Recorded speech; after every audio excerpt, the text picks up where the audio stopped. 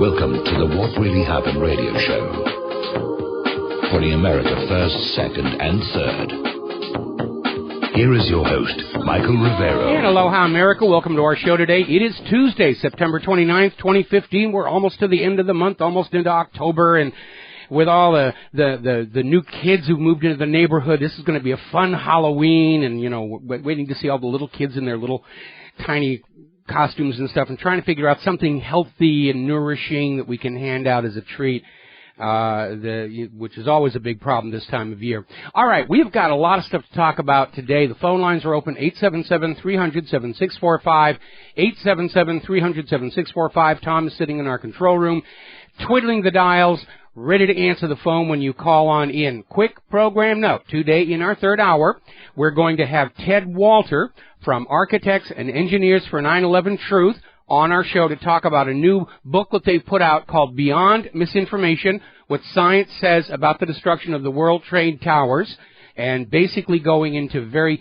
fine detail, pardon me, about the analysis and the mathematics of what was going on, which, of course, contradicts the official story about, they fell from fire and they were just fragile and all the rest of that.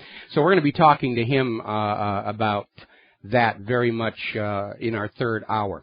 Now then, getting on back to the United Nations, there's a lot of scrapping going on in those back hallways, and as you heard on the news break, the United States is trying to lead an effort to get the Security Council to revoke the Soviet Union, Russia's Soviet Union, giving my age away here, revoke Russia's veto power in the Security Council. Now, the Security Council is made up of a bunch of nations. There are 5 permanent members who have a veto, and the other members of the Security Council are rotated in for their turns.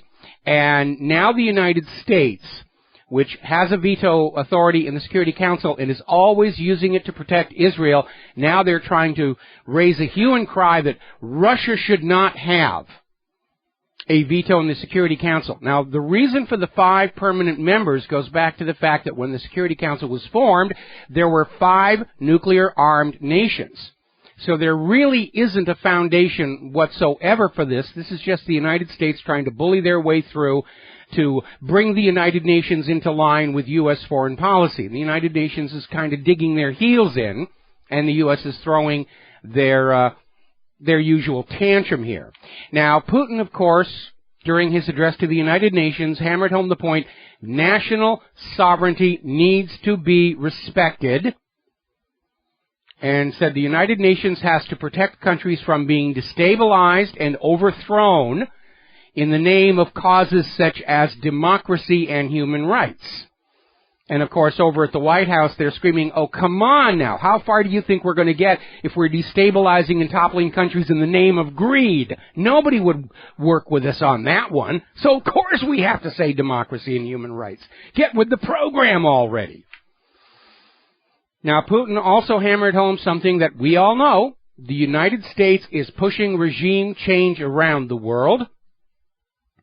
And almost as an illustration of that, only 24 hours after Barack Obama was addressing the UN General Assembly and saying that they were ready to work with Russia and Iran to deal with ISIS and Al-Qaeda in Syria, the White House has done a complete 180-degree turn and is now saying they do not want to work with any coalition in Syria, that the only way to deal with ISIS and Al-Qaeda in Syria is to get rid of ISIS and Al-Qaeda's enemy, Bashar al-Assad. So they've gone back to that hardline approach. Somebody obviously grabbed Obama's leash overnight and gave it a really huge tug. Now, there is a little bit of a wrinkle here. And by the way, Barry Obama, if you really feel that way about going after Assad, here's your rifle, here's your parachute, here's your Dayglow orange jumpsuit, and we'll call and say that you're on the way. But regime changing a foreign country happens to be a violation of international law and the United Nations Charter itself. And so once again, although you'll never hear this in the American corporate media, it is the United States that has gone rogue, that will not respect international law, that will not comply with the requirements of the United Nations. Now, interestingly enough, Hillary Clinton had a book out not too long ago, Hard Decisions, and she had a chapter on Syria. called A Wicked Problem, in which she laid out that, yes, the goal of the United States of America in Syria for the last 4 years is get rid of President Bashar al-Assad in Damascus to make way for a more U.S.-friendly government. And again, it is a violation of international law and the UN Charter.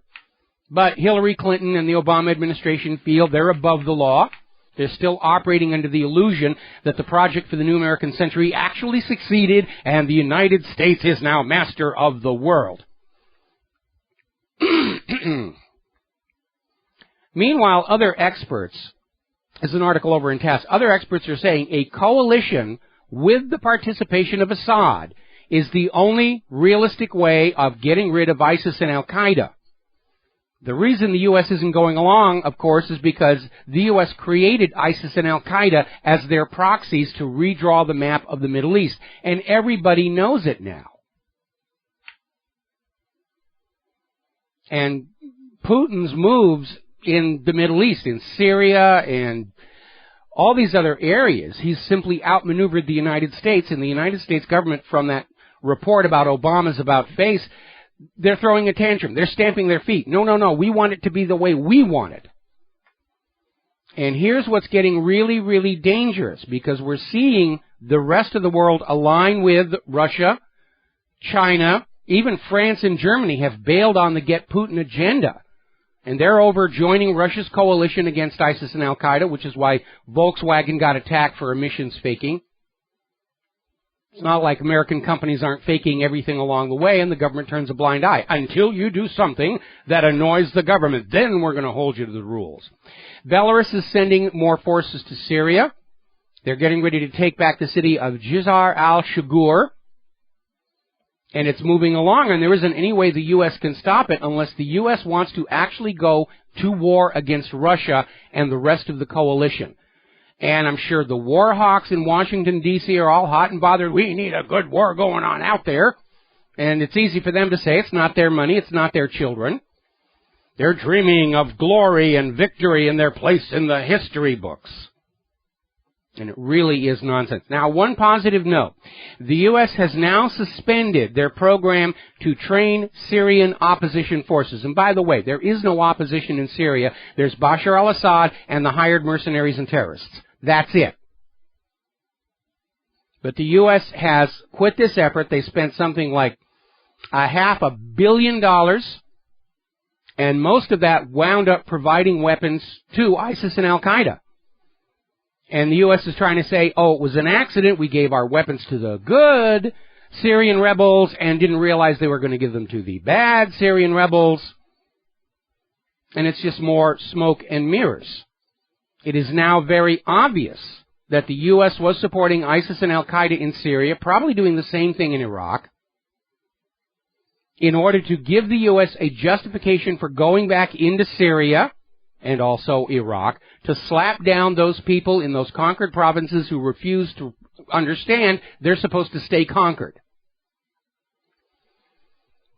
Now, Charlie Rose on 60 Minutes interviewed Vladimir Putin and tried to put him on the spot, saying, how can you say the U.S. was behind the 2014 Ukraine coup d'etat against Viktor Yanukovych?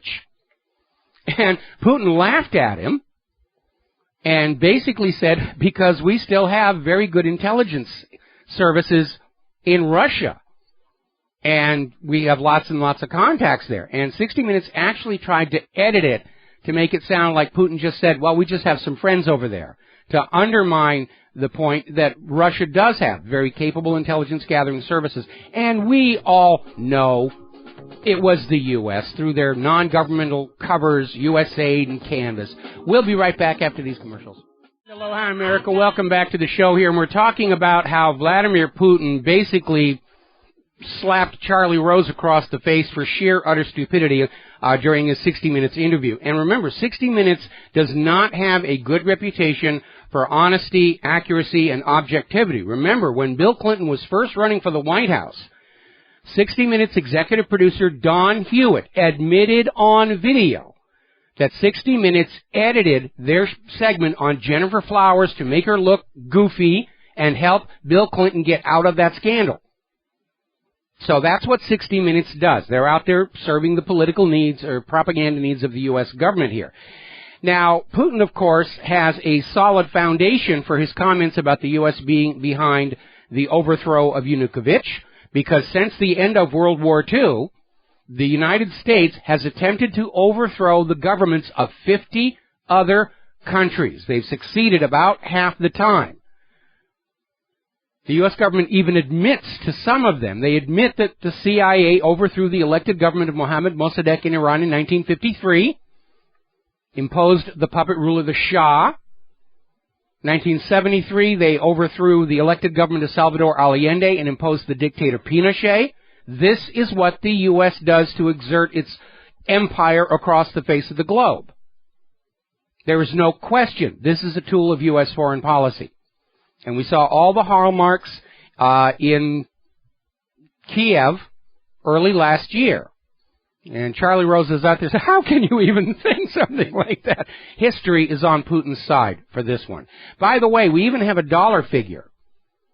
You know, the United States openly admitted to providing $5 billion with a B dollars to all of these groups and non-governmental organizations, which are fronts for intelligence agencies, to overthrow Yanukovych.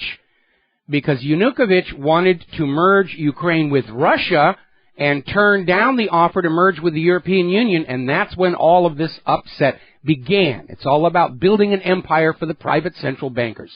All right, we're going to go ahead and grab ourselves a phone call here. Dustin in New Jersey, aloha. Welcome to the show. What's on your mind? Yeah, hi, Mike. Yeah, that goes back all the way to the Orange Revolution, that $5 billion. So they were at work back then, too, you know, trying to stir up a revolution of people. But, hey, Mike, they're never going to take Damascus, ISIS. If they could have, they would have already, and now it's too late. So they've lost the initiative. They've lost the initiative, and they're on their way out. The U.S. goal, I think, is to somehow sell the idea of partitioning Syria, letting Assad keep Damascus, and then have this new nation carved out of where the oil happens to be as a safe haven for those poor Syrian refugees who are flooding into Europe and demanding money and fast internet. And I don't think it's really going to work, because at the moment where Putin decides to put pedal to the metal, ISIS and Al-Qaeda are going to be gone.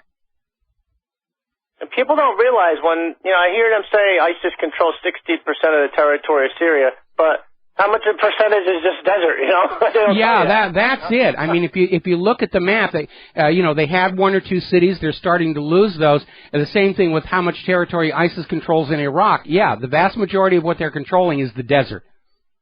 And that's where a lot of the ISIS fighters, unfortunately, are going to be dying from not having enough food and not knowing where to go. I'll tell you, no, they're not going to die. Remember, most of these people are hired mercenaries, and mercenaries do not believe in dying for the cause.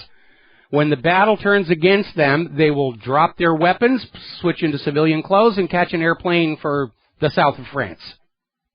And John Kerry was on that horrendous propaganda channel, MSNBC. I mean, just keep pushing the Assad gases on people. Well, we all know, everybody knows that it was the rebels who did it, because when the Syrian army found that bunker underneath one of the abandoned buildings, they found like Saudi Arabian sarin mixture, and they found rubber suits in a box that said made in Canada. So, you know, Turkey's involved in this, Saudi Arabia, Qatar. You know, it's all a pipeline of weapons running and all these other chemicals. And, you know, this idea that Assad was gassing his own Alawite supporters, the big piece that was missing that revealed it to be a lie was a reason for Assad to gas his own Alawite supporters right in front of the UN chemical weapons inspectors on the very day they arrived. That never made any sense at all. But apparently Washington, D.C. is still living in the 1950s, where they can put out any piece of propaganda and lie that they want with impunity. And as I keep trying to remind them all, those days are gone forever. If there is one dramatic change that the Internet and the independent media have brought to human civilization, it is that the era where government can lie to their people with impunity is now gone forever. It'll never come back. Yeah, too bad Victoria Nuland and John McCain wouldn't just go away now. Yeah, well, you know, there's definitely a big, long line of people who need to be brought up on war crimes charges. Well, I bet John McCain's going to be changing his depends a lot from now on because he probably don't know what's going to happen. You know, these people are nuts. You know, they're psychopaths. You know, so I mean, he's a psychopath. Well, I don't know why sociopathic here, but they're all convinced they're untouchable. That no matter what happens, even if the United States itself is just destroyed and turned into rubble, they've got their little bolt holes, their hideaways, their little golden parachutes, and they'll just retire off to someplace here in the tropics and live out their lives. And you know, it's no big, you know, skin off of their nose. I mean, look at that huge piece of land the Bush family bought down in South America. They've already got their little getaway place. If they start this war and the U.S. loses, they're going to be out of here. Well, as long as maybe Russia doesn't have a target on that area. Well, you know, revenge is a very costly luxury. I just want them out so that we can get a government in this country that works for the United States and the American people, and not all these foreign entanglements that George Washington did warn us about all those years ago.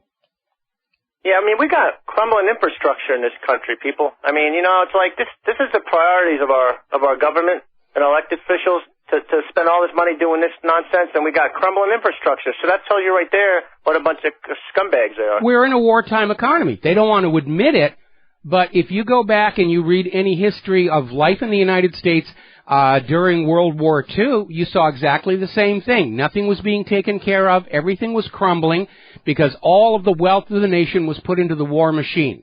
And the problem with the current situation, besides the risk of going nuclear, is the fact that I think the United States is going to lose this one.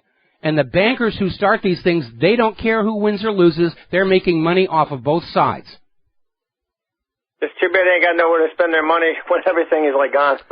Oh, I'm sure they'll craft some temple to their everlasting glory or something. Anyway, listen, I got to let you go, Dustin. We got to take a break for commercials. We got another caller waiting on the line, and we'll be right back. Hello, hi, America. Welcome back to our show. We're going to go right to the phones here. We've got a call from Michael. I don't have a location you're calling from. What's on your mind? Hey, Mr. Rivero. Yes. I think good afternoon to you. I don't know if it's morning over there, afternoon, but I'm calling from the blue skies of the Caribbean. Okay. The beautiful Caribbean. Yes. So I just want to tell you that, you know, this show is really the #1 talk show that I ever listened to. Well, thank you very much for those kind words. You know, I hope GCN management is listening right now. Yeah, one morning I woke up and I heard the show, you know. First I was attracted by the music, and then I started listening to it, and I was like, oh, wow, this guy is different.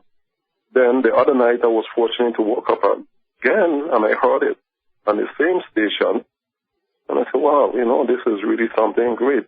So you're hearing me on a radio station? Because I know we did pick up a new affiliate in the Caribbean somewhere.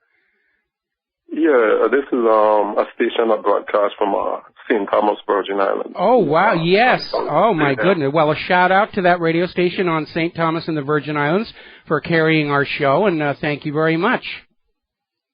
Yeah, but your analysis in terms of the situation in Syria and all that's happening is perfect. You know, you are always pretty much 100% right. And I told a lot of my friends about it, and they're listening to it too, and they are even more informed about a lot of things that's going on, you know, and really appreciative that, you know, they still have good people like yourself on the radio. Thank you very much. I hope you continue doing this for a long time, but you are the closest thing to the truth, and I just want to say my great appreciation for nice people like yourself. Well, thank you very much, and I will go on doing this just as long as I possibly can. Okay, great. So I'll continue listening. All right. Thank you very much, and thank you for spreading the word. All right. We're going to get on back to the news here. Now, as you know, yesterday Barack Obama got up at the United Nations, and he made a speech trying to justify the U.S. interventions into other countries in terms of human rights and, you know, reducing human suffering, which is ridiculous when you look at how much suffering has been caused by the U.S. interventions into Iraq and Afghanistan and Libya and Syria and Yemen and everywhere else that's going on here. But pointedly, Obama didn't mention Palestine. And today a lot of people are expressing they're upset with him. How dare you get up there at the UN and talk about opposing human rights violations and you don't even mention Palestine? And of course Obama didn't, because he knows who his master is, and it's not the American people. Now, speaking of Israel, apparently the confrontation over the Temple Mount is continuing. The settlers are basically going on in. They're desecrating the Al-Aqsa Mosque. There are now groups of Palestinians who are trying to basically protect the facility. They are defying an Israeli law that only men over the age of 50 are allowed into the mosque to pray. But they're going in there anyway, and they're not trying to cause a ruckus. They're trying to protect the place, and there was a confrontation, and the Israeli army simply grabbed 9 of the Palestinians, none of the settlers. And as a matter of fact, Israel knows what they're doing is not well received by the rest of the world, because over at Ynet News, they have an article and a video of IDF soldiers attacking Agent France press photographers, literally taking a camera, smashing it on the ground, and then throwing it away. And that, of course, is not going to win them a lot of approval in the corporate media, except, of course, here in the United States, where the corporate media just loves everything that Israel does. And a perfect illustration of that happened back on the 9th of September, where there's this group calling itself the Nascent Sanhedrin. It's sort of, they're trying to revive the old traditional Jewish ruling structure, and basically had this big get-together with all these rabbis screaming about how world leaders are plotting genocide against the Jewish people, and calling on Jews to commit genocide against Muslims, Christians, and all other non-Jews. And this didn't get a word of mention in the Western corporate media. Now, if a group of Muslims had gotten together and the imams had gotten up there calling for genocide against the Jews and Christians, it would be banner headline all over the place. So once again, the double standard and the hypocrisy is on full display for the world to see. Now, getting back to the United Nations Security Council, Russia introduced a draft statement regarding settling down the conflicts in the Middle East, not just Israel and Palestine, but all of them, and basically saying, let's get rid of the jihadists, the ISIS and Al-Qaeda, and things will calm down. Not too surprisingly, the United States exercised their veto to kill it. The United States likes things exactly the way they are because Israel likes things exactly the way they are. They're trying to protect their assets in Syria, ISIS and Al-Qaeda. And apparently they still think the majority of the American people don't understand ISIS and Al-Qaeda work for the U.S. government. Now, one other interesting aspect of Obama's speech to the UN General Assembly was he sort of admitted that maybe we made mistakes in Libya, but he didn't go as far as to say maybe we should have left well enough alone. He said, we should have done more. We should have doubled down. We should have just flattened the place, and everything would be fine. And remember, the reason for the invasion of Libya was to get rid of the gold dinar, to get rid of a state central bank before it gave other people bad ideas, and to guarantee that Libya's oil would be on the world market only for the U.S. dollar. That's what's driving all of this. The United States has become dependent on the rest of the world using the U.S. dollar for global trade and banking, especially for natural resources, off of which the U.S. financial system makes a small fortune in interest and various other fees, favorable trade arrangements. And because the U.S. government got very lazy with this deal, they've allowed our manufacturing to decline. Nobody wants our agricultural produce because of GMO. And that's why every time some country tries to go away from the U.S. dollar, they're going to be overthrown or attacked. Meanwhile, Iran's president, when he was in his speech, pointedly reminded everybody that Iran is not going to forget how they were smeared, attacked, coerced into this P5+1 deal, which from Iran's point of view, they gave up a lot to get back what they had before. And they're feeling very much that they were not treated well, either by the United States, certainly not by Israel, which, again, Israel is a nuclear-armed state. They will not sign the Non-Proliferation Treaty. They will not allow IAEA inspections. By the way, last week there was this big stink about how the IAEA refused to pass a motion requiring Israel to sign the Non-Proliferation Treaty and allow inspections. Everybody was scratching their head wondering what was going on until somebody looked into where the majority of the funding for the IAEA comes from, and yes, it comes from Israel. Now, down in Yemen, 2,300 civilians, non-combatants, have been killed in the last 6 months. All because the people of Yemen didn't like their installed U.S. puppet ruler and want to run their own country for their own benefit. How dare they do that? Don't they understand the project for the new American century? It's the new imperial American empire. We're going to conquer the world, and you have to stay conquered and serve us forever. All hail the money junkies and private central banking. And the rest of the world is kind of lukewarm on that whole idea, and that's why the bombs are falling. Got to take a break for commercials. We'll be right back. Aloha, America. Welcome back to our show here. And we're talking about Yemen, what's going on down there. Apparently, Saudi Arabia, acting as the U.S. proxy to teach those people of Yemen you do not kick out your U.S. puppet ruler, succeeded in bombing a wedding. 38 dead. Not exactly picking their targets very carefully here. Up in Afghanistan, as you know, the Taliban is now resurgent. They have retaken the city of Kunduz in northern Afghanistan, and of course, we have another conquered province refusing to stay conquered. What's Obama going to do? We're sending in more of your sons and daughters. We've got to slap those Afghan people around and tell them they've got to obey the U.S. puppet ruler. How dare they stand up and demand freedom and independence and democracy? It's a repeating pattern, and it's definitely in trouble because all the way back when General Wesley Clark blew the whistle on the U.S. plan to invade all these oil-rich countries in order to guarantee that the oil was sold only for the U.S. dollar, the war plan ended with the conquest of Iran in 2008.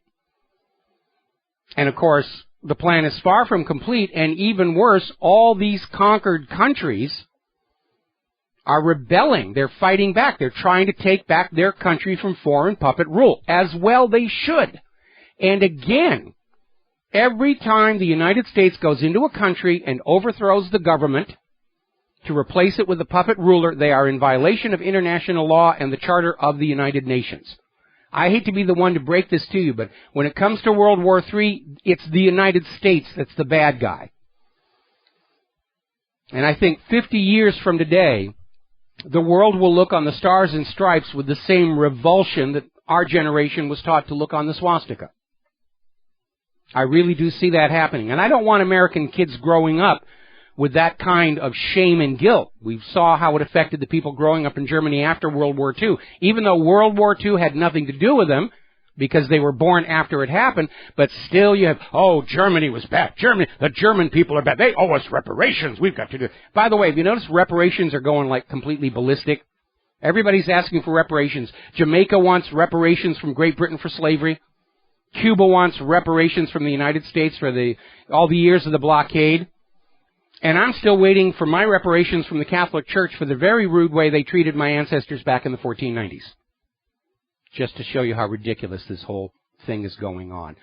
Up in Ukraine, apparently Kiev is still looking into the idea of an absolute starvation blockade of Donbass to bring them back into the slavery of the European money junkies.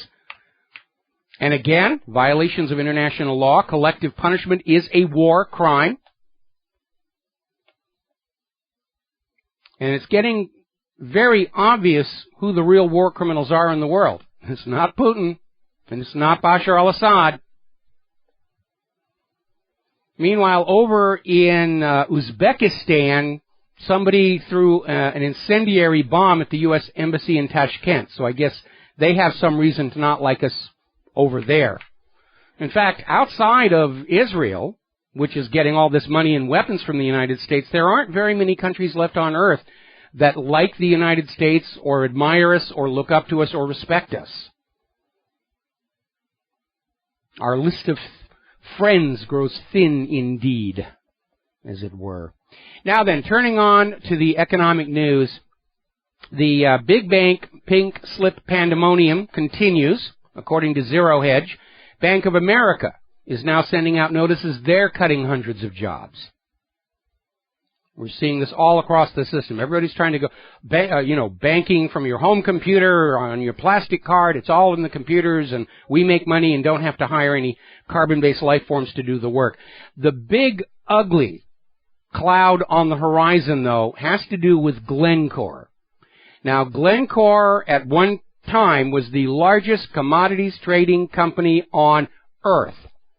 At one time, it was ranked as the 10th biggest company in the world. Now, it is tangled up with trillions of dollars of derivatives trades globally. And right now, the indicators are it's in an inescapable death spiral. And when it implodes, it will trigger a financial firestorm. See, right now, Glencore is 2/3 the size of Bear Stearns in terms of over-the-counter derivatives. Their shareholders could lose absolutely everything. No, of course the shareholders won't lose anything, because we live in a fascist economic dictatorship. And when Glencore implodes, the U.S. government will say, well, we'll just get those American taxpayers to cover all the losses, because that's what the taxpayers are for. We've got to protect the money junkies and the bankers, because they write really, really heavy campaign donation checks, and we're going into an election year.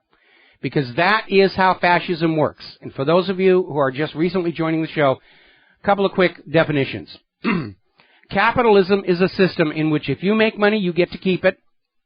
If you lose money, you are responsible for that debt. Because freedom means the freedom to succeed and the freedom to fail and the responsibility to accept either outcome. That's capitalism, as it used to be done in this country. Socialism is a system where if you make money, it is taxed away from you for the benefit of society. If you lose money, society is taxed to cover the losses so you can stand up and try again. That's socialism. Fascism is a system in which if you make money, you get to keep it.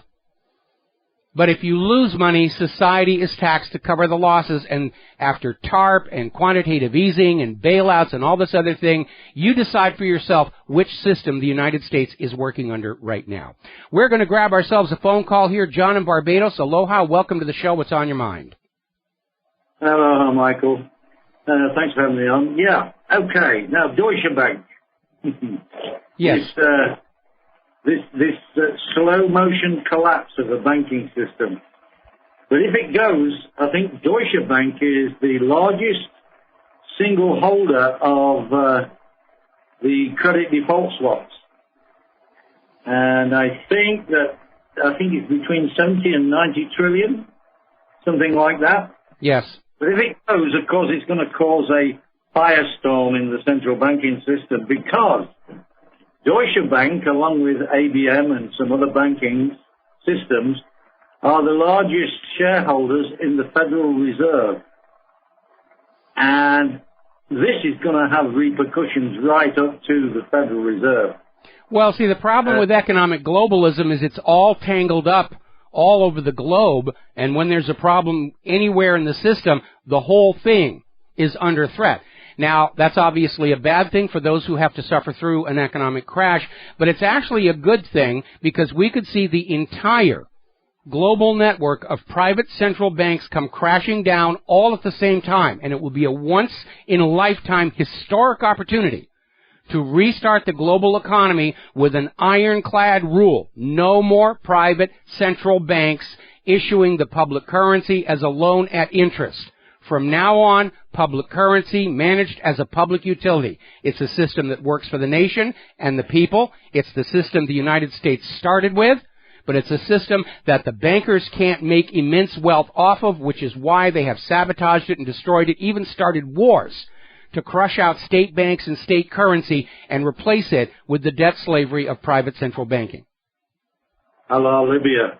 But anyway, yes, I mean, the other thing is, of course, Deutsche Bank is also a large contributor to the IMF.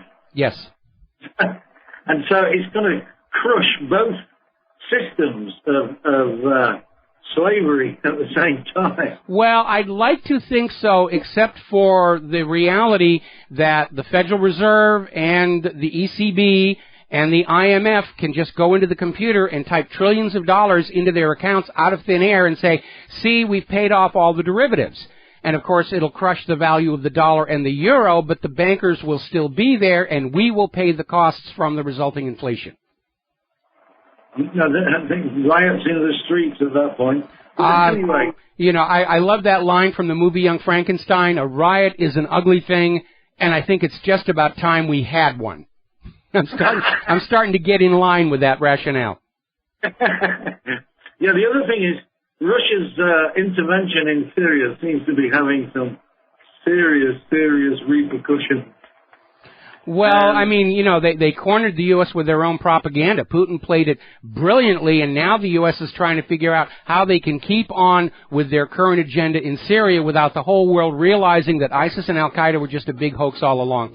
John, got to let you go. We got to take a break for our top-of-the-hour news and commercials, and we will be right back. And aloha, America. Welcome back to our show, hour number 2. The phone lines are open, 877-300-7645, 877-300-7645. And we're going to go ahead and take a phone call right now. Andrew in New York, aloha, welcome to the show. What's on your mind? Hey, Michael, did you talk about how Israel Minister Yovel Steiner, I don't know how to pronounce his name, talked about that he might send troops to base Syria because he's claiming that Iran is trying to, like, Iranian forces is near its border?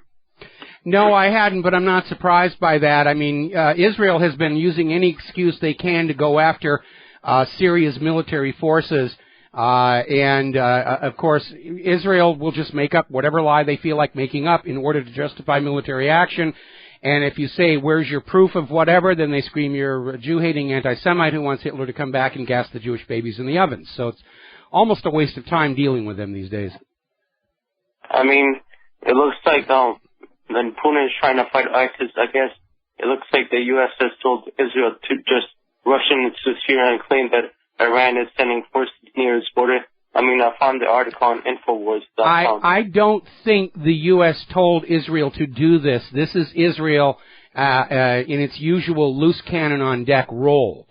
Like I said, we saw this complete 180-degree reversal of the Obama administration between Obama's speech yesterday at the United Nations and today's statement that they've gone back to the policy that the U.S. will take care of Syria, doesn't want the coalition there, and the only way to get rid of ISIS and Al-Qaeda is to destroy ISIS and Al-Qaeda's supposed enemy, Bashar al-Assad. But there is an important point everybody needs to keep in mind. The legitimate government of Syria asked Russia to come in and help them against ISIS and Al-Qaeda. The legitimate government of Syria did not ask the United States to intervene and bomb the place into rubble. So we know who the aggressor is here. We know who the rogue nation is. And Israel, I'm sure, probably was part of at least one of the hands on the leash that got yanked on Obama yesterday. Because, Israel's goal with Syria to destroy them is to grab off the Golan Heights and possibly a little bit more and make it part of Eretz Israel. And now they're seeing that agenda under threat by Russia's intervention. So far in Syria, it looks like Putin has only sent fighter jet squadron. He hasn't sent no troops or no S-400 or any other system, just fighter jets. Well, there are no Russian boots on the ground in Syria that we know of, but the aircraft that he has sent are very, very capable. And it basically means from this point on, ISIS and Al-Qaeda will not be able to move in daylight, and possibly not even at night. I'm presuming that the Russian aircraft are as night vision capable as their U.S. counterparts. It is a significant air force, these 26 aircraft that they've sent. A lot of people has been saying that in Ukraine, fighting temporarily has stopped, but a lot of people are suspecting that Poroshenko and the U.S. are pouring like a lot of money just to like what Putin's doing here. I guess like they're planning to revenge him on Ukraine. Well, they've already intervened in Ukraine. They did that early 2014. It didn't go very well. Poroshenko was put into power with the order that he had to reconquer those eastern Ukrainian provinces and bring them back into the slavery of the European economy. They don't want to do that. They've been trying to get Russia to do something overt so they can say this is a proxy war against Russia. We've got the Cold War back. Putin is not buying into it. He is far too clever to walk into that kind of a bear trap. By the way, as a side note, all of a sudden, I'm seeing on the corporate media, they're back to trying to ramp up the fear of ISIS. ISIS bad, ISIS evil. In fact, we just posted a story to WhatReallyHappened.com where this British author who has a book to sell is now out there insisting ISIS is planning a nuclear holocaust against the West. So they're back to the daily booga booga, be afraid of ISIS. And nobody's afraid of ISIS because we know ISIS is a creation of the United States government. All right, thanks, Michael. All right, thanks. We're going to let you go here. Now then, getting on back to the economy. The IMF is now expressing concern over what they're calling concentrated positions in U.S. mutual funds. And they're basically looking at the risk factor and saying that these funds have gotten themselves into a situation of unjustifiable risk. They've been investing in high-yielding bonds. And remember, yield and risk are kind of inversely related. Actually, I take that back. Risk and high yield go hand in hand. The higher the yield, the higher the risk as a general rule of thumb. Now then, Volkswagen is still reeling from this revelation that their cars were built with special computer software that could tell when the car was undergoing an emissions test and configure the engine to meet the emissions requirement, but when you were just driving it as a car, it would flip the engine the other way to give drivers the performance they actually wanted. They're looking at major fines from the United States, and apparently they're looking at 4.3 billion pounds because they're going to have to recall 11 million cars to be refitted, to have new software flashed into the car's computer. And I'm going to tell you right now, those drivers are going to be very unhappy because when the new software has the car running to the emission standards, there's going to be no performance whatsoever. And that'll teach Germany to abandon the anti-Putin agenda and dare to go up against ISIS and Al-Qaeda together with Russia. And by the way, still going forward, both Volkswagen and Ford are opening automobile engine plants in Russia. Because you see, Russia may not be as wealthy as the United States, but in Russia, the wealth is more evenly distributed and people are buying cars, as opposed to here in the United States of America, where we have these ultra-billionaires and trillionaires at the top of our society, and none of us have any money to buy cars. So VW and Ford are going to Russia because that's where the deals are being made, and they're getting tax incentives to do it. Volkswagen is launching an entire $250 million auto factory in Russia. Russia is making deals while the U.S. is out there trying to make wars. And that is the difference.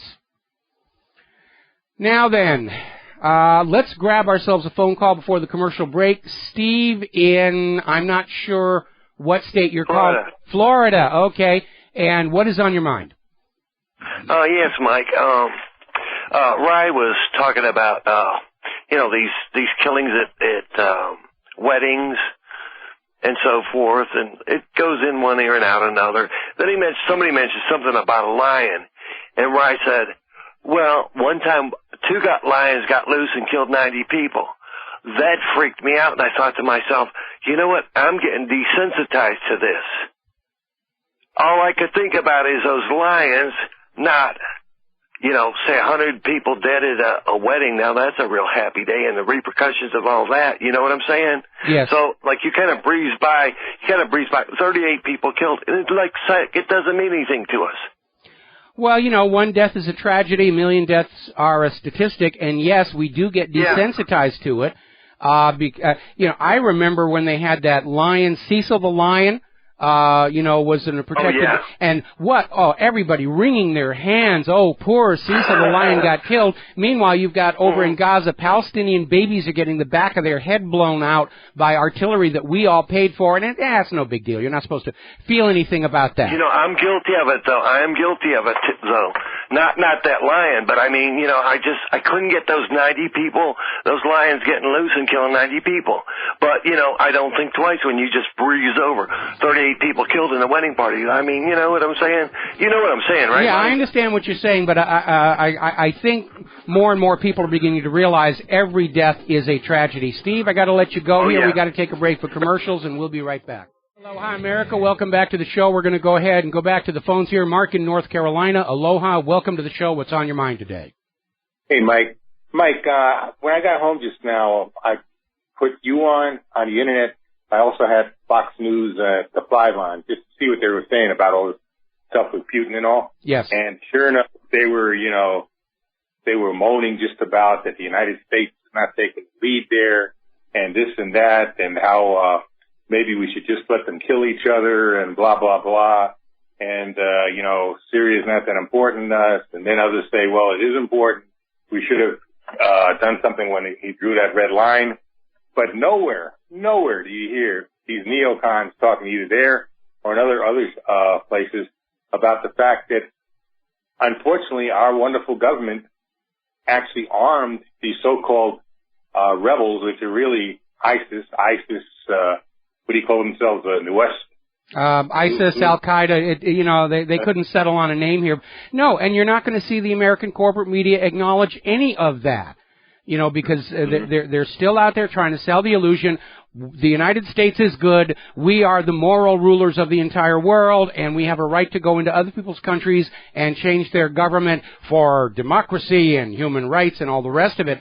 And, they're paid to basically sell these things, these ideas to us, whether it's justification for Syria, human-caused global warming, next year's cars, next year's candidates. But don't they understand that, we the people are getting wise to them? I go on Facebook quite a bit, and then I look at different sites. You see the comments. More and more people act like they're either listening to you, Alex Jones, or other people on the Internet, maybe veterans. Oh, there's no question. Polls are showing the majority of people are now coming to the Internet for their political news. The ratings for the corporate media, trust for the corporate media has hit all-time record lows, but they don't know anything else. They don't know any other way to do it. The political system, corporate media system in the United States has gotten by with lies and propaganda so long, they don't know any other way to do it. All they can do is keep on lying and lying and lying and hoping that we'll just get tired and say, all right, we're the good guys. Leave me alone and let me watch that. Okay, we got something going on in the background.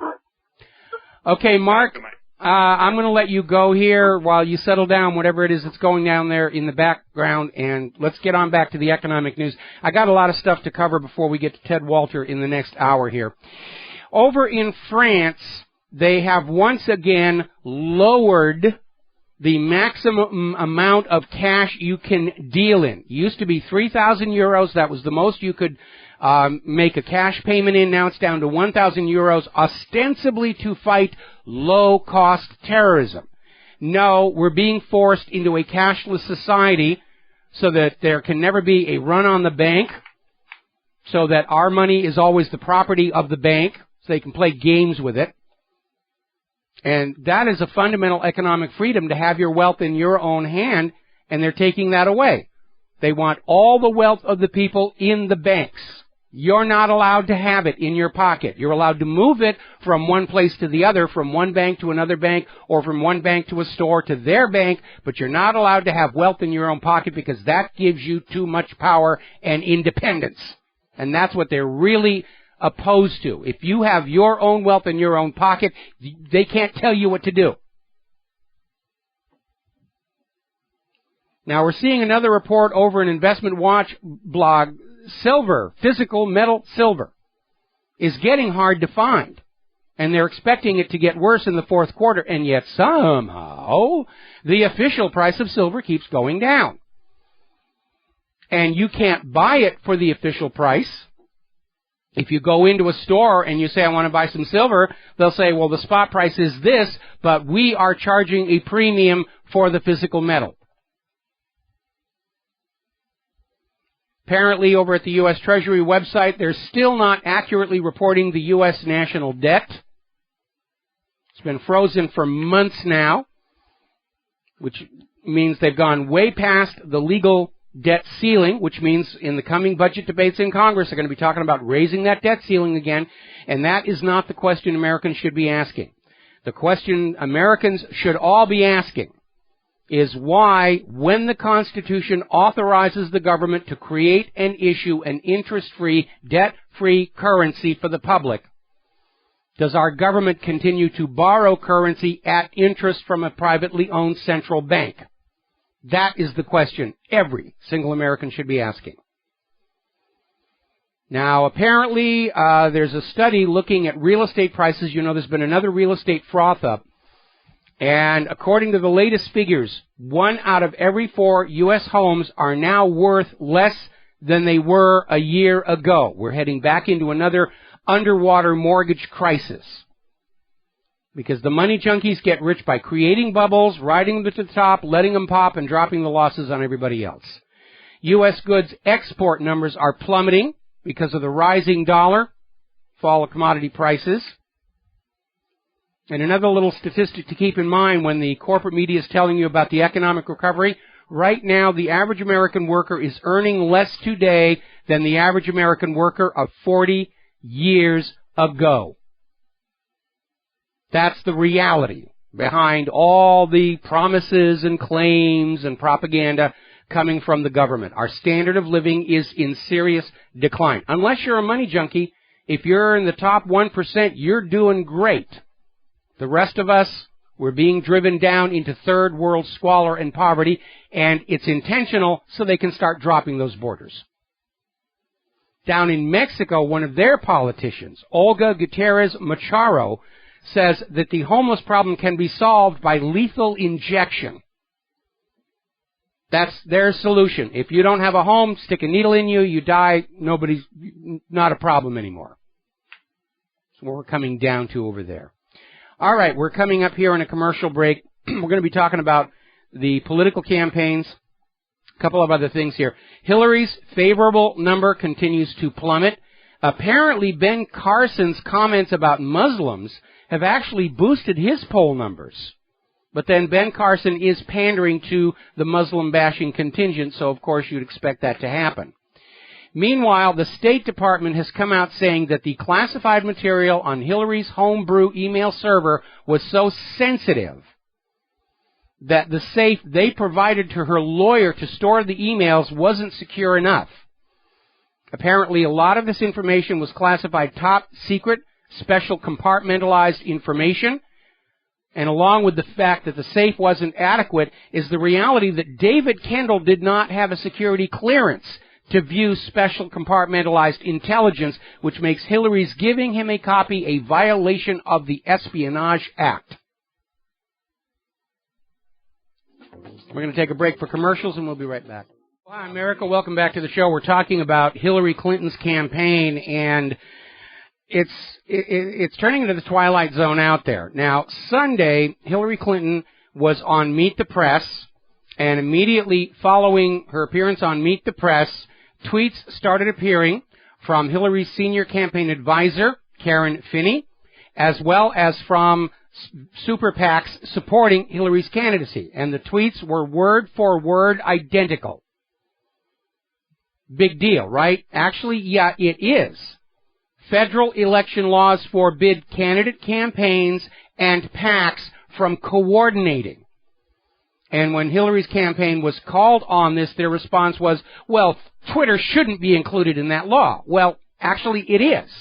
And it's another reminder that Hillary Clinton and her people have a complete disdain for the rules and for the campaign laws. Remember that video that surfaced where the people who were registering voters were told to only register people who were going to vote for Hillary? And talk about Hillary's low opinion of your awareness and mentality. Hillary Clinton is looking at how well the non-establishment candidates are doing in the polls. Donald Trump most especially. And now apparently she's out there trying to tell everybody that she's also a political outsider. She's not part of the machine. And of course everybody's laughing at her because for 4 decades she has been an insider, without question. Hillary hasn't driven a car in 26 years because somebody who's getting a government paycheck has been doing that for her. Reminds me of when Hillary was trying to tell everybody that she and Bill Clinton were poor and just like everybody else, and I'm poor and Bill's poor and Chelsea's poor and the upstairs maid is poor and the chauffeur is poor and my lawyer's poor and my personal assistant is poor. We're all poor, poor, poor, poor, poor, poor, poor. And now she's out there trying to claim she's a political outsider and apparently actually thinks you're going to believe it. Now, as another indication of Hillary's desperation, as you know, they dragged out Monica Lewinsky's old boyfriend to make the rounds to try and defend Hillary, and they've dusted off that old canard, the vast right-wing conspiracy. The GOP can't stand the Clintons to be anywhere near this is a conspiracy of lies. And they brought it back, the vast right-wing conspiracy. Now then, over at Carly Fiorina's campaign, things are not going too swimmingly. There was apparently a big stink where Carly Fiorina was out there at an event and some pro-abortion people came up and disrupted the event by throwing birth control items at her. And it turned out this was a bought and paid for publicity stunt by Planned Parenthood, which right now is in a fight to maintain its taxpayer funding. And they're out there screaming women's right to choose and all the rest of that. And they're trying to drag it back to a debate over abortion itself. And that's not really the issue with Planned Parenthood. The issue with Planned Parenthood is they're not about women's health. They do not offer mammograms. They say they do, but they never have them. It's about Planned Parenthood encouraging women to have abortions in order to harvest the baby parts and sell them. And if Planned Parenthood were cutting up and selling puppies, they would have been shut down by now. Now, another issue with Carly Fiorina, during the recent GOP debate, Carly Fiorina implied that her daughter had died from marijuana use. Didn't explicitly say it, and there was a reason for that, because on checking up on the facts, Carly Fiorina's daughter died of acute alcoholism, prescription drug abuse, and bulimia.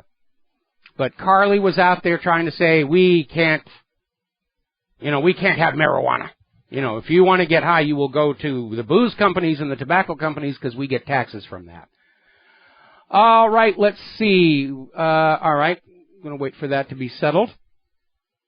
Now, Donald Trump is out there, and he's made another statement that is going to win him a lot of support.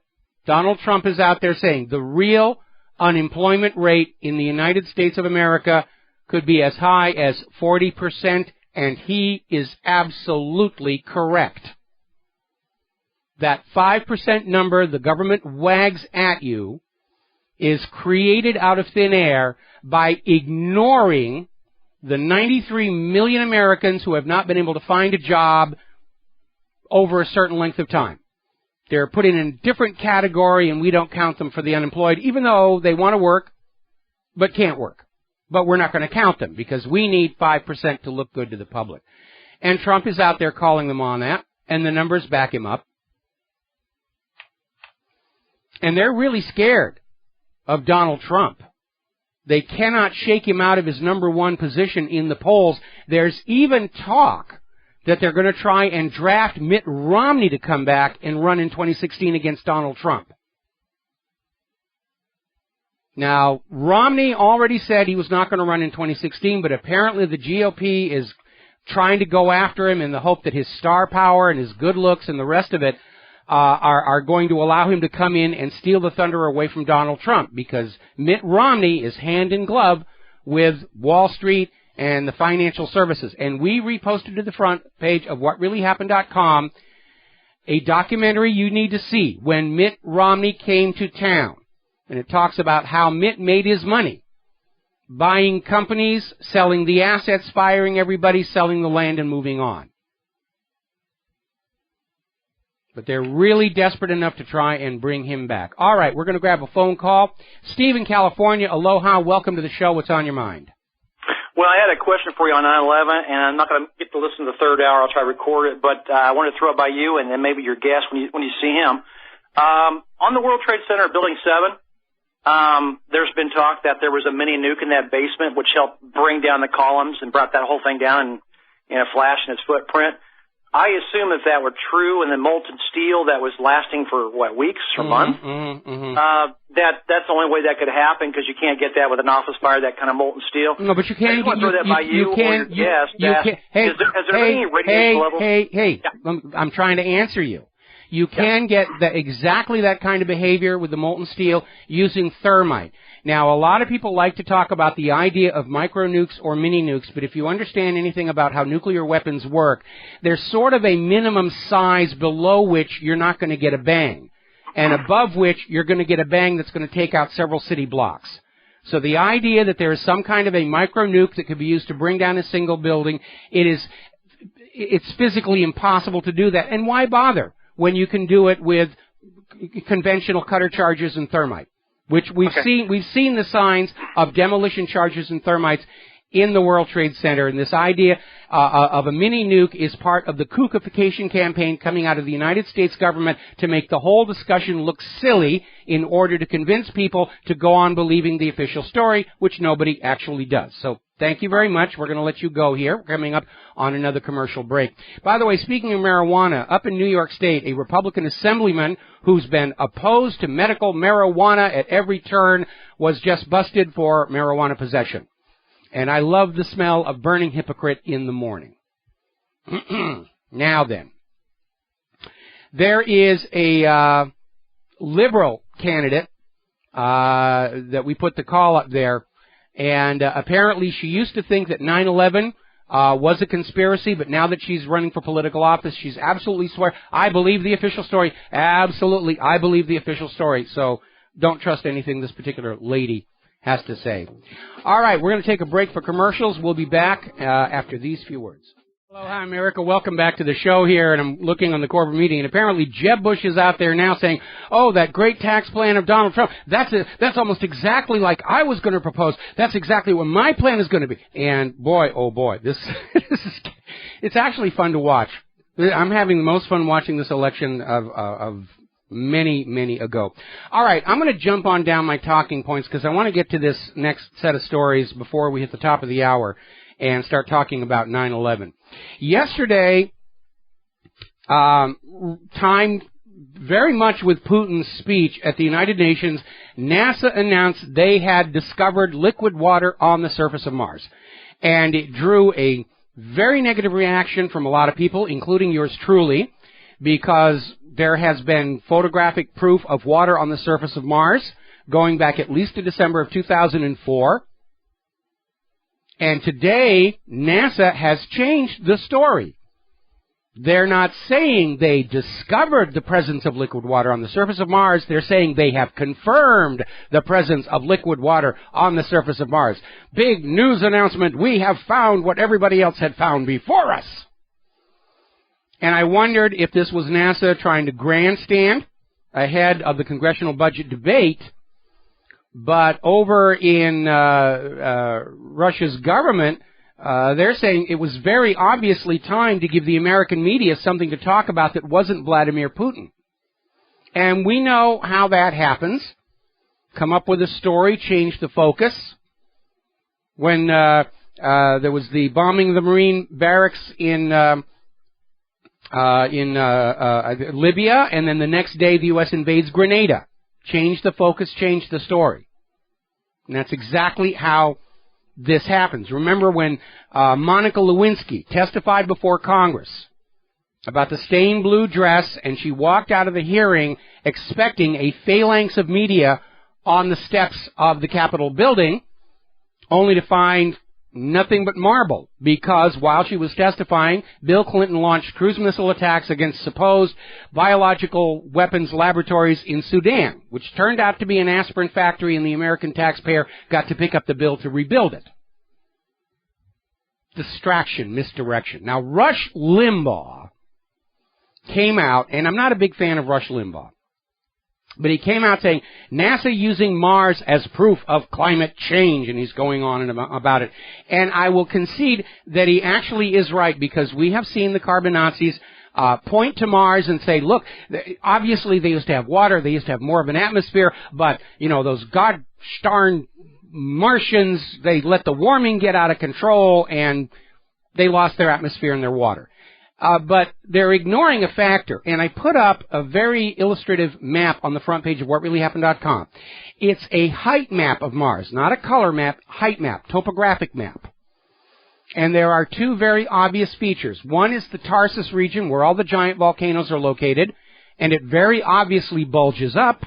And on almost the exact opposite side of Mars, there is a gigantic impact scar called Hellas. Now, if you have a large body slam into your planet, sufficient enough to create such a huge crater, and then bulge up the opposite side of the planet, it's going to splash your atmosphere and your water out into space. And that's really what's going on there. But NASA had to change their story, because everybody was saying, we've known about the water all along. It's a big announcement over absolutely nothing. It was a non-story. Now, getting on back to politics here in the United States, as you know, John Boehner is stepping down from the House speakership, and already everybody is lining up and announcing their candidacy. And over in the Times of Israel, you know, they're out there celebrating how many pro-Israel people are getting ready to step in as the new Speaker of the U.S. House. And I don't know about you, but I really do think we've reached the point where we, the American people, need politicians in Congress who are basically there for the American people and the United States. And I am really sick and tired of all these friends of Israel. If they are that much in love with Israel, I suggest they move there and run for the Knesset. Vacate their offices for people who will actually work for the benefit of this country. I'm sick and tired of foreign puppet rule over the United States of America. People of Iran didn't like it. People of Iraq don't like it. People of Syria don't like it. People of Yemen don't like it. People of Libya don't like it. People of Chile didn't like it. Why should we like it? Why should we be any more comfortable with the idea of a government that rules us on behalf of a foreign power than all these other nations?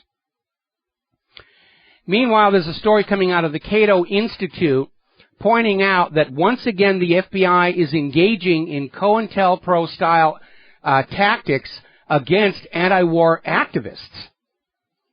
Now, when COINTEL broke back in the 1970s, when the whistle was blown, Congress was forced to hold hearings because the actions of the FBI against law-abiding American citizens called into question the very legitimacy of the U.S. government itself. And they did pass a whole bunch of laws saying the FBI cannot engage in these actions against U.S. citizens any longer. But those laws were repealed during Bill Clinton's presidency. And here we are where the FBI is out there sabotaging protected speech, harassing anti-war activists. And that's what the FBI is really about. Forget about all those wonderful TV shows and movies that show the FBI is a swell bunch of Joes. They are there to enforce the will of the rulers. Constitution and Bill of Rights be darned. Another scandal brewing over at the U.S. Drug Enforcement Administration. Apparently, they've got employees at the DEA who are being allowed to remain on the job despite internal investigations that found they had distributed drugs, lied to the authorities, committed other serious misconduct. But they're allowed to keep their jobs. The DEA is excusing it by saying, well, you know, government employees, it's such a lot of paperwork to fire a government employee, and we just really don't have the time and budget for it. So we have this drug enforcement agency, which is supposed to be controlling illegal drugs in this country. Actually, they're stamping out the competition. Their own employees are distributing drugs. They're allowed to go on working there. Meanwhile, former House Speaker Dennis Hastert has negotiated a guilty plea over charges that he paid $3.5 million in hush money to cover up a homosexual affair. And I think all these affairs ought to be made public, because once they are, people can't be blackmailed anymore. We'll wag our fingers and say that wasn't nice, and then we move on. And the potential to blackmail our politicians is gone. That's how you protect your government from blackmail. Put all the dirty secrets out there for all the politicians, for everybody to see. Not going to get agreement up there over at the National Archives. They've been accused of illegally classifying details of the CIA torture program.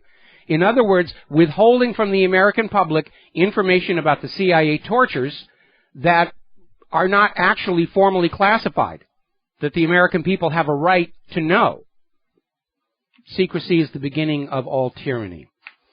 Meanwhile, the Holocaust lobby is condemning Austria over the conviction of Stephen Temmel be overturned. Now, Stephen Temmel was caught committing fraud, falsifying Austrian history related to the Holocaust and Holocaust reparations, and he was saying, I need all this money, it belongs to me and my family, and he was caught, and he was sentenced, and now the Holocaust lobby is saying, well, we don't care if he lied, you've got to overturn it. Shades of Leo Frank, and if you don't know what I'm talking about, Google that name as being the origin of the ADL. And that will tell you a great deal about what the ADL is really all about. They don't care about right or wrong, legal or moral. It's all about protecting the group against everybody else. And that is not a form of justice. And it's going to grate on people's nerves when people who commit illegal acts and crimes are somehow seen as protected over and above the general population. It's going to annoy a lot of people. All right, we're coming up here on our top of the hour news break. When we come on back, we're going to have Ted Walter from Architects and Engineers for 9/11 Truth talking about their new booklet, Beyond Misinformation, What Science Says About the Destruction of the World Trade Towers. And looks like we may get Richard Gage back on the show next month as well to follow up about a new documentary that is coming out about 9/11. We'll be right back. And aloha, welcome back to our show here. And joining us on the phone right now is Ted Walter from Architects and Engineers for 9/11 Truth. Ted, thank you for spending time with us today. Hello, Ted, are you there? Ted, are you there? I think he may have stepped away. I've got some background noise. All right, well, as soon as Ted comes back, we'll pick up with him again. But our phone lines are open, 877-300-7645, 877-300-7645. Okay, well, while waiting for Ted to show up here. There. It was. Hey, Mike. Hey, there you are. Okay, good. So, Ted, thank you for spending time with us today. And obviously, I got you on the show because Architects and Engineers from 9/11 Truth is continuing to produce new materials, new education materials, a new documentary. And this particular piece we want to talk about, Beyond Misinformation, What Science Says About the Destruction of the World Trade Towers. So please tell us all about it. Absolutely. Thanks for having me. So you said the name of the booklet. It's Beyond Misinformation, What Science Says About the Destruction of World Trade Center Buildings 1, 2, and 7. Yes. And basically what it is it's a 50-page guide to the most important evidence regarding the destruction of the World Trade Center. Over the years, AE has put out a lot of materials that have been very popular that people have used, to raise awareness. I think the most popular being our Experts Speak Out documentary. But we realized that we really needed and wanted to put out something in a written format that would kind of be the go-to source for anybody that wanted to have all the evidence summarized in one written document. And so we think it's a very valuable resource for activists who if they want to brush up on their understanding of the evidence, or but particularly as an outreach tool. It's really if you've been looking for that one perfect thing to send somebody who's kind of on the fence about 9/11 or about the World Trade Center demolitions, you can show them this booklet. And we think that it's really the best presentation of the evidence that's ever been made in a written format, all in one document. And what we do in the booklet is, refer to about 30 different works that have been done over the years by different 9/11 researchers. So Niels Harrit, Stephen Jones, Kevin Ryan, David Chandler. We're constantly referencing works by other researchers, as well as directly referencing the official reports and identifying what the official reports, how they have attempted to explain or actually ignored different facets of the evidence. And that's really what the booklet is about, is saying, here's the evidence, this is how it's been interpreted by proponents of controlled demolition, and this is how it's been interpreted by proponents of fire-induced failure. And when we juxtapose both sides, we see that one side is clearly following the evidence where it leads, while the other side is doing everything that it can to avoid the evidence in one way or another. Because as we all know, as all of your listeners know, the official theory cannot account for any of the evidence, any of the stuff that we observed on 9/11. Especially Building 7 here. And obviously a concise primer like this is going to be a very good introduction for a lot of people, especially because so much deliberate disinformation has been put out there to try and keep the issue confused and delay the formation of a popular consensus whether or not the official story can be trusted or not. Can you hit some of the highlights, the major points? Did we just lose you? No, I'm still on. Oh, okay. I thought I heard the phone hang up. Okay. Can you hit some of the major talking points that are in this booklet? Say the top 5 reasons why controlled demolition seems to be what happened. Sure. Well, if we start with the destruction of World Trade Center Building 7, as many of your listeners know, Building 7 came down in free fall, absolute free fall acceleration for the first 2.25 seconds of its descent.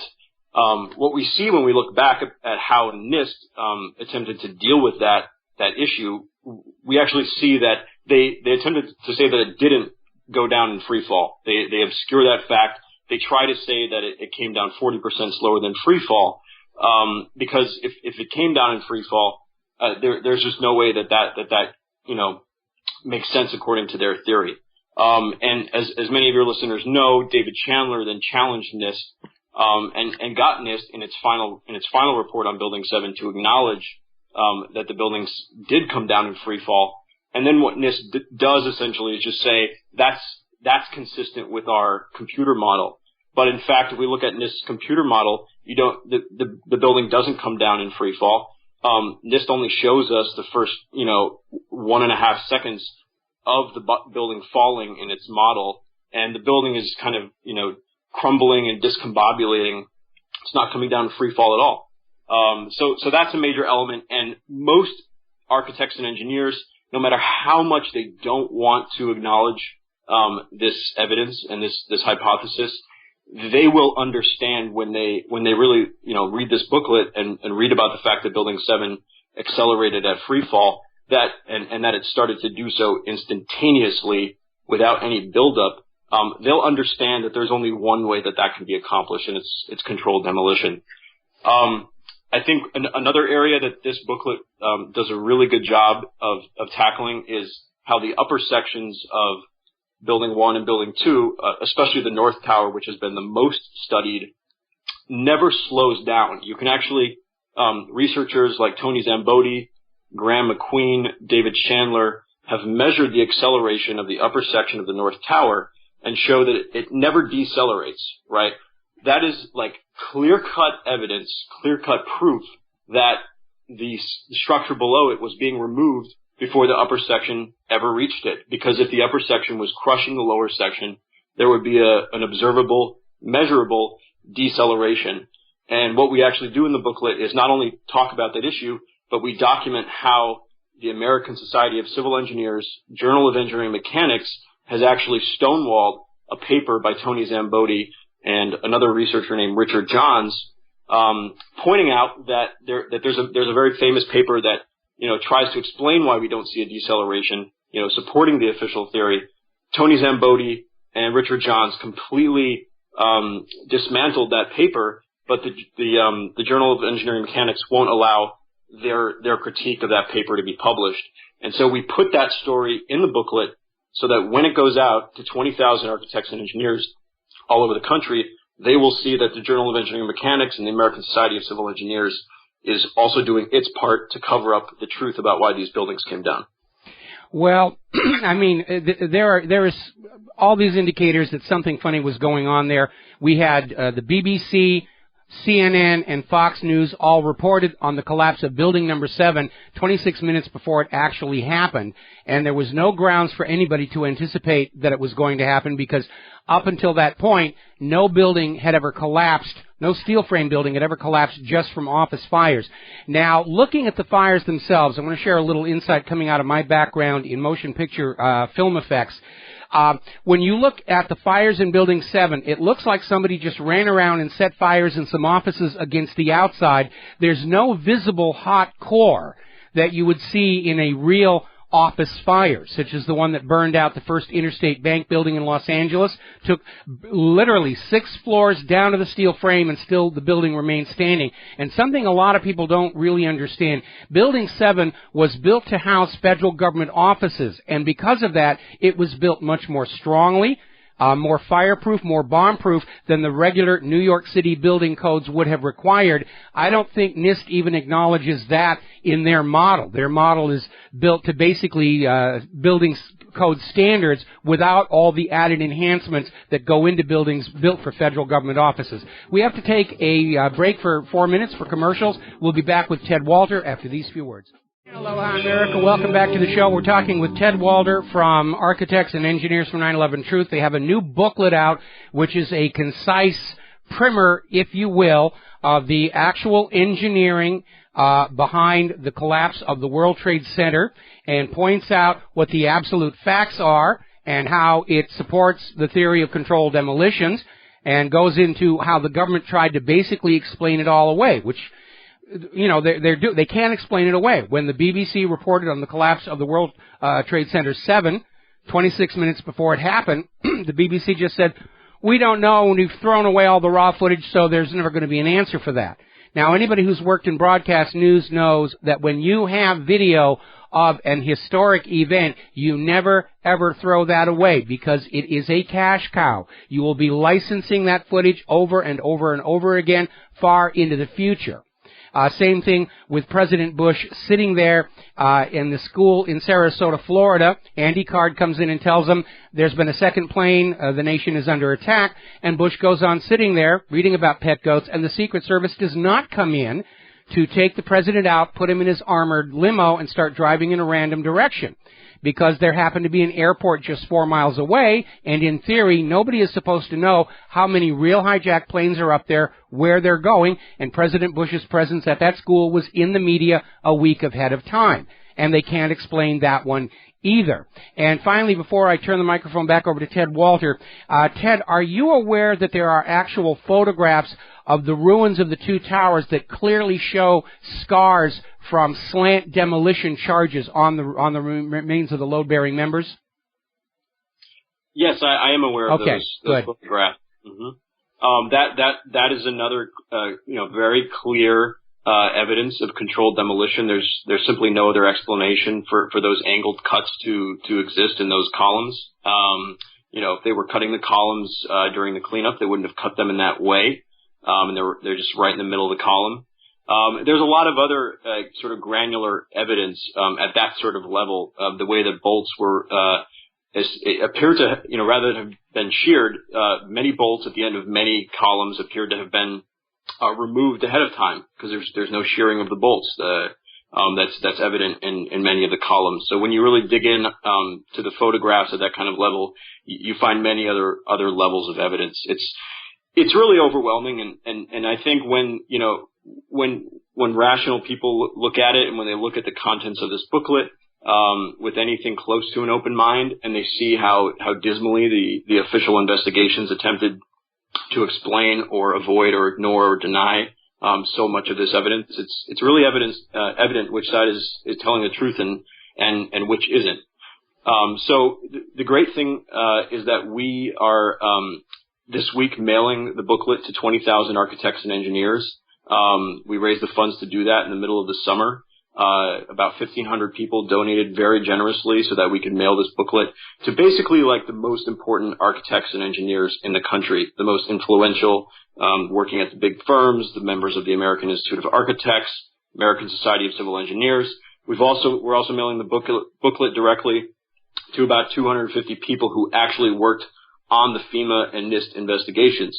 Our hope in that pursuit is that there will be a few good apples in that barrel of bad apples that will that maybe we'll see that what we're doing is legitimate, that we have real momentum. They'll see that and it'll be obvious to them that that the people that were running that investigation did so in a fraudulent way, and some of the people there will come out and help us. Even the people who were on that 9/11 investigation went public saying they were underfunded, they were interfered with, they were being lied to, and even the 9/11 Commission itself says they were set up to fail, and that is absolutely true. Now, is this booklet going to be available to the general public, and if so, where can people get a copy? Absolutely. It already is available. We've had it out since September 8th, and people can go to the website beyondmisinformation.org, just those two words, all one word, beyondmisinformation.org. Part of our goal, as I mentioned before, is for this booklet to be distributed en masse. So we've sold another 20,000 copies of the booklet in addition to mailing the 20,000 copies to the architects and engineers so far. The booklet is really cheap. That's part of the reason why we decided to go with a booklet instead of a book, was that we could really, that people would be interested in distributing these in bulk. So you can, the booklets go for as little as $1.50 to $2.50 a piece, depending on how many you buy. It's very, very affordable to buy, 10 booklets, $25. Hand them out to all of your friends and family who have maybe been resistant or on the fence about 9/11. You can also download the e-version on that website, beyondmisinformation.org. It's only $2.50. Help support our efforts. And once you get that PDF, you can email it to as many people as you want. It's a beautiful PDF version of the beautiful booklet that we've created. And, if somebody doesn't wake up based on reading this booklet, there's no chance for that person. But we are confident. We know that there's a lot of people out there who will wake up because of this booklet. It's a superlative gathering of the evidence presented in the most professional way. The booklet itself is beautifully designed. We had an excellent graphic designer working on it, and it just we had an incredible review committee as well, vetting all of the content as we were putting it together. So we had 3 architects, 3 engineers, one of those architects being Richard Gage, the founder of Architects and Engineers for 9/11 Truth, and as well as Graham McQueen, who's a very renowned 9/11 researcher. And so it just ensures that the content in this booklet is the best possible information that you can get about the demolitions of the World Trade Center on 9/11. And it's all at beyondmisinformation.org. I just linked from my website to beyondmisinformation.org. And these days, with all of America understanding that we were told a gigantic falsehood about Saddam's nuclear weapons, more and more people are ready to go back and look at other things we were told by the government with a far more skeptical eye. And once you start dealing with the very obvious contradictions, again, the reports on the collapse of Building 7 before it ever happened, it becomes very obvious that something is not right about the official story. And even if we don't have all the fine details, it doesn't really matter. We know we were lied to about 9/11. Let's move forward from that and decide what has to be done. Now, Ted, do you want to share more with us? You want to stay on for one more segment? Absolutely, would love to. All right, fine. Then we're going to take a break for commercials. We'll be back with Ted Walter after these words from our sponsors. Hello, hi, America. Welcome back to our show. We're still talking with Ted Walter from Architects and Engineers for 9/11 Truth. Absolutely amazing organization. I can't imagine anybody listening to the show is not already familiar with it or the work done by Richard Gage over these years. But if you haven't, go hunt it down. You need to look at what they're doing. These are very serious people. They're not wide-eyed tinfoil kooks, even though the government likes to pretend they are. These are serious industry professionals who understand how buildings are designed and built and how they come apart when they come apart. And so when they talk about the World Trade Towers, you need to listen to these people. Okay, Ted, I'm turning the microphone back on over to you. What other little goodies from the booklet would you like to share with us? Sure. Well, as I mentioned, one of the focuses of the booklet is juxtaposing what, the side that's really following the truth, following the science, has to say about the evidence versus the other side, the engineers that work for the National Institute of Standards and Technology, for FEMA. What's really helpful in each chapter, at the end of the chapter, to help sum everything up that the reader just read, we have these tables that, basically juxtapose, okay, so this is how, with each thing that we looked at, demolition squibs, sudden onset, constant acceleration, pulverization, dismemberment, all these different data points, how does the official story attempt to explain each of these phenomena that we witnessed on 9/11? And in each and every case, every single cell of that table, we see they ignored it. Oh, they wrote something about it in their FAQs, but they didn't really acknowledge it, or they didn't really address it. Pretty much all of the evidence, almost none of it shows up in their official reports. In the official 9/11 Commission report, they didn't even mention Building 7. They didn't even mention Building 7, and it took NIST 6 years to complete its investigation on Building 7. They were supposed to finish the investigation on Building 7 the same time as the towers. Basically in the fall of 2005, even as late as the spring of 2005, they were saying, oh, we're going to have our investigation on Building 7 done. Suddenly, it gets put off again and again and again. And Shyam Sundar, the head of the NIST investigation, actually said in 2006, we don't know. This is a year after they were supposed to, release the report on Building 7. We don't know. We have no idea why this building went down, basically. After 3.5 years of investigation, they still didn't have an explanation for it.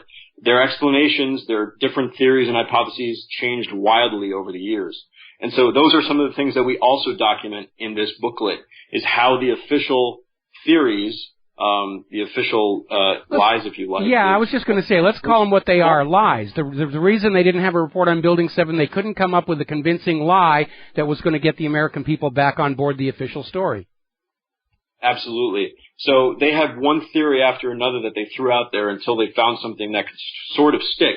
And what they eventually came out with about Building 7 was completely different from all the other theories that they had been putting forward throughout the years. The diesel fuel fires that supposedly brought down the building, that's what everybody thought in the first 2 years.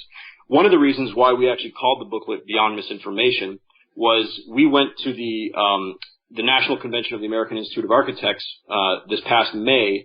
Some of your listeners may know we actually had a resolution that we sponsored. We had 50 of our AIA members who signed our AE petition sponsor a resolution that would that would call upon the AIA to officially support a new investigation into the collapse of Building 7.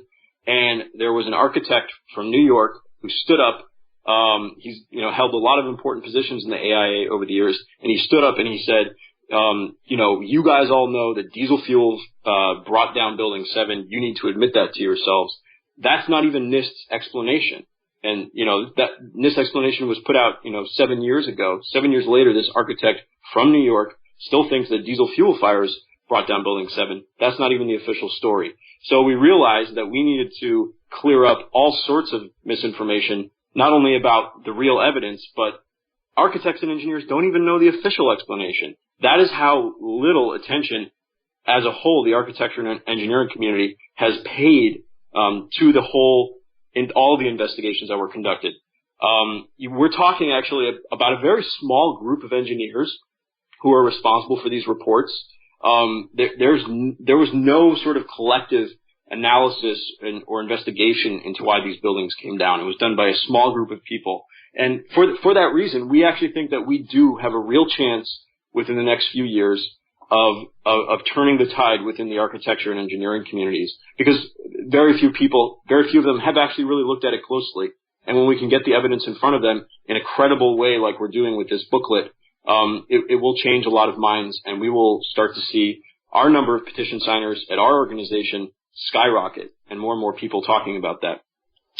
Later this week, we're going to the annual summit of the National Council of Structural Engineers Associations. So we're going to be talking to a few thousand structural engineers there, giving them this booklet, giving them our brochures.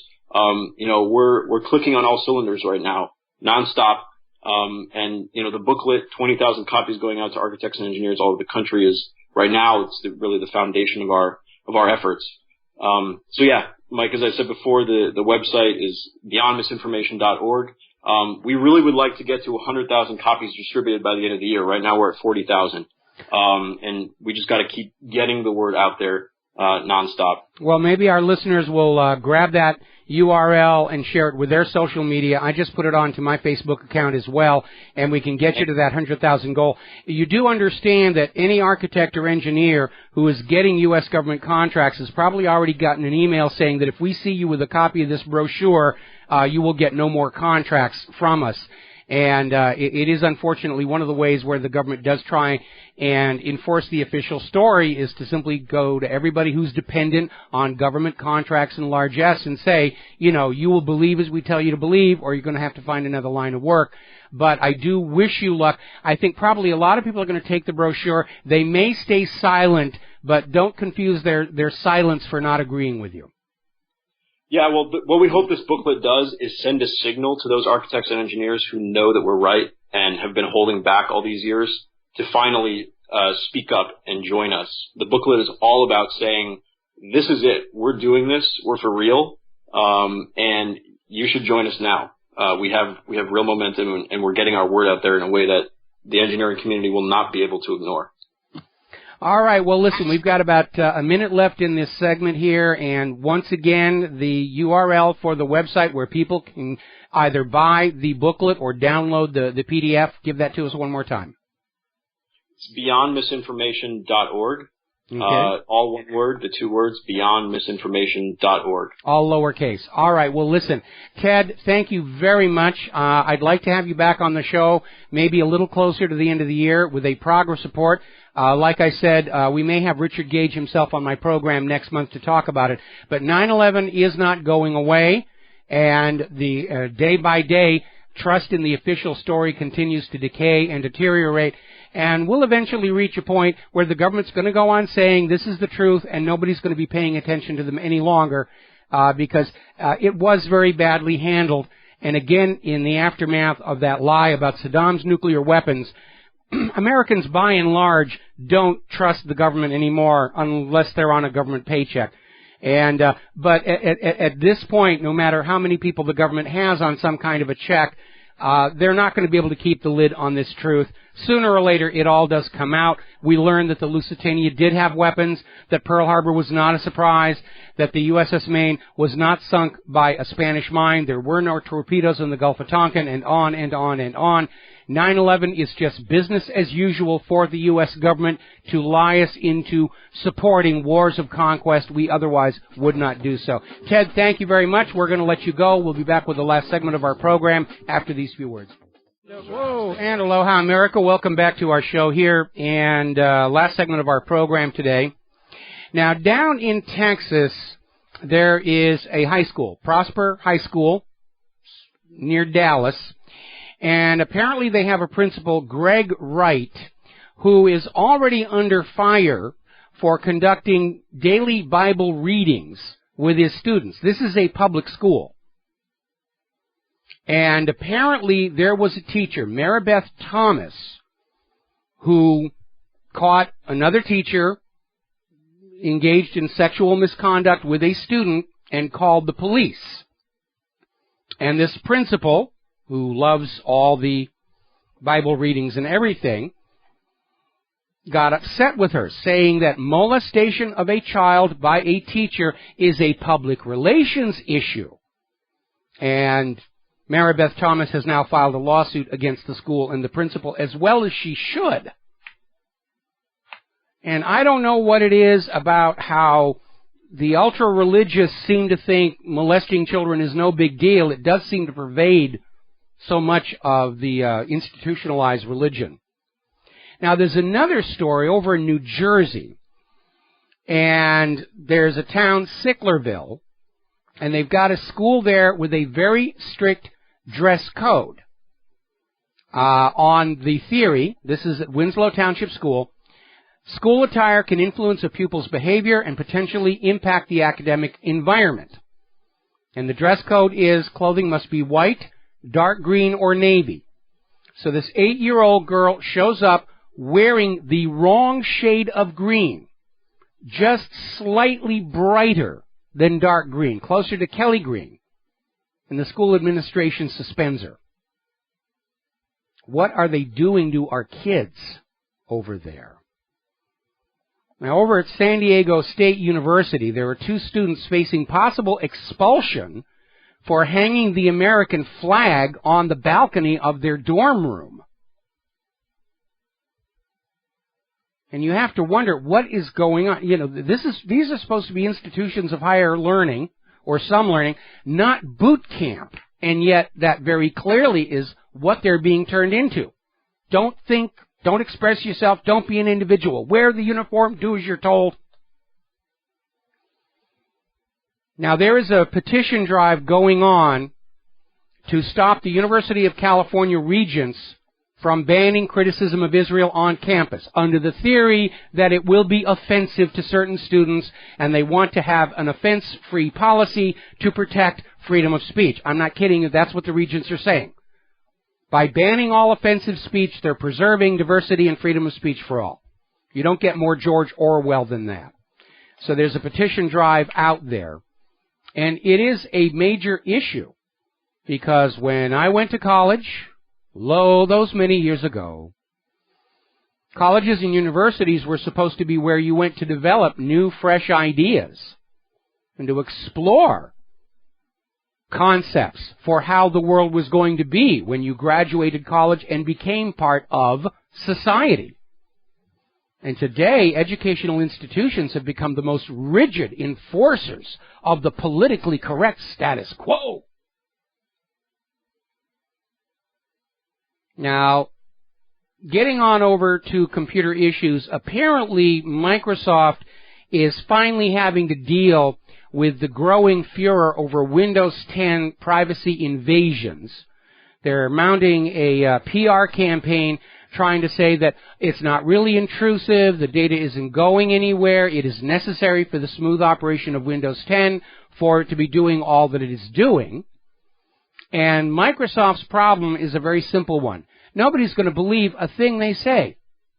The same is true of Apple, because both Microsoft and Apple and every other U.S. computer company has been compromised by the National Security Agency.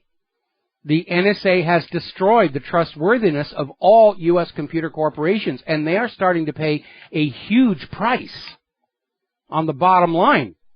People don't want to buy their products anymore. They're going to other sources. Now then, apparently organic farmers have suffered a 77-fold increase in lost revenue from GMO contamination in the last 3 years. Now, when Monsanto launched the GMO product line, they came out with this absolutely ridiculous idea that if you had a 10-foot strip of dirt around a GMO field, that would prevent GMO contamination of your neighbor's crops. That was an absolutely absurd, ridiculous claim for them to make. Remember the big stink up in Washington State, where some wheat farmers, organic wheat farmers there, found out their wheat crop had been contaminated from GMO pollen from an unapproved strain of GMO wheat from several states away. And for those farmers trying to serve the market demand for GMO-free food, this is a big problem. The wind blows, the birds fly, the bees fly, the pollen gets on their plants, and they can't sell them. And I really do think that Monsanto's long-range business plan for GMO is to make the entire world GMO. so that everybody is paying them royalties on the seeds, and nobody has the choice to go back and eat natural, organic, GMO-free food. Story coming out of Investment Watch blog, so-called fact-checker websites turn out to be the biggest liars of all. And yes, we've seen that with many of them, where there are these websites that set themselves up and say, we will sort out the truth from the lies here on the Internet. Trust us, we will tell you what's true and not. And very often they turn out to be enforcers of the official story and the status quo, which is why most of us don't pay attention to them anyway. Now, up in California, there has been a major petition drive to overturn Senate Bill 277. And over the last few weeks, the organizers of the petition drive were ecstatic that they had met the number of signatures threshold and gone way past it. And then all of a sudden, when they go to take the boxes of signatures in to submit, there aren't as many boxes there. They're missing. Now, who would do a thing like that? Apparently, San Diego County submitted 8 boxes of signatures. Only 1 was delivered. Orange County's missing 6,000 signatures. San Bernardino County missing 8,000 signatures. Sacramento County is missing between 15 and 20,000 signatures.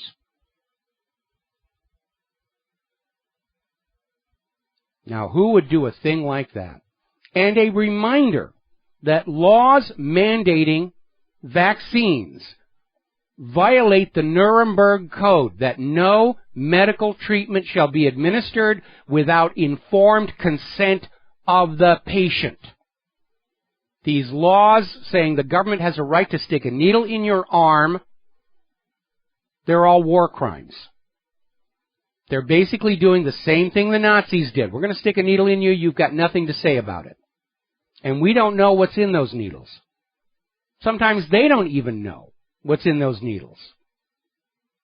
And remember, there was a huge scandal in Kenya earlier in the year where these typhus vaccines being administered to African women were found to contain sterilization chemicals. So no, you can't trust what's in that needle. Their attitude is, you don't have a right to know.